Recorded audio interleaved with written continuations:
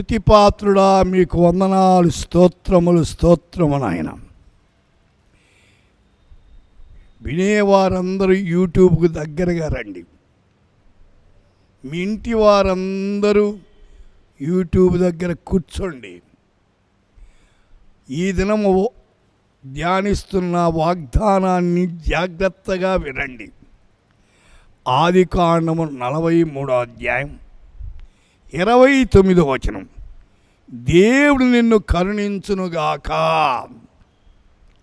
God be graces అంటు దీ.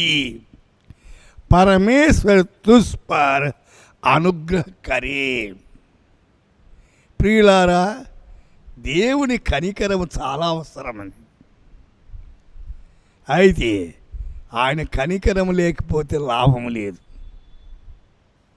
ప్రతిరోజు మన కుటుంబాలకు, మన పిల్లలకు, మన తలపెడుతున్న కార్యాలకు అయితే కరుణ కావాలి. అది చాలా అవసరం. ఎఫెసీ పత్రికలో 2వ అధ్యాయములో 5వ వచనంలో మన ఎడల చూపిన తన మహాప్రేమ చేత మనలను క్రీస్తు కూడా బ్రతికించెను. కృపచేత మీరు రక్షించబడి ఉన్నారు. బ్రతికించనంటే సచ్చినులను బ్రతికించుట. ఎలాగ చనిపోయాం? మీ అపరాధముల చేతను పాపముల చేతను మీరు మృతులై ఉండగా దేవుడు మనం బ్రతికించాడు.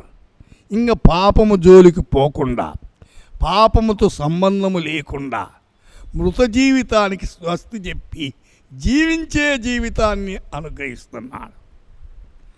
అయితే ఎట్లా రక్షించబడ్డాం? మన విద్య వలన కానీ, మన కులం వలన కానీ, మన హోదా వలన కానీ మనం రక్షించబడలేము.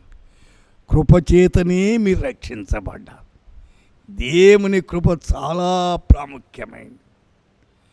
1 పేతురు 5:5లో దేవుడు అహంకారం అంటే గర్విష్ఠులను, అహంకారం ఎదిరిస్తాడట. అహంకారం ఎదిరించి దీనులకు కృప ఇస్తాడట. ఎవరైతే దీనత్వములో ఉన్నారో వారికి కృప ప్రసాదిస్తాడు. అయితే ఆయన కృప పొందుకోవాలంటే మన జీవితాల్లో దీనత్వము కావాలి, గర్వం పోవాలా, అతిశయం పోవాలా. వింటున్న వారలారా, అయితే మనలో గర్వం ఉందా? అతిశయం ఉందా? గర్వము అతిశయం ఉంటే ఆయన కరుణ రాదు మన మీదకి. మన అతిశయాన్ని, గర్వాన్ని తీసివేసుకుందాం. ప్రభుతో చెప్పుదాం. ప్రభువు కనికరిస్తాడు. ప్రార్థన చేసుకుందాం. దేవా, వింటున్న శ్రోతల్లో అతిశయాన్ని, గర్వాన్ని తీసివేసి మీ కరుణ వారికి అనుగ్రహించి మీ ప్రత్యేకమైన దీవెనలు వారికి అనుగ్రహించమని, వారి కార్యాలన్నిటిలో కూడా అడుగడుగున మీ కాపుదల ఉంచి నడిపించమని యేసు నామమున ప్రార్థిస్తున్నాము తండ్రి. ఆమేన్.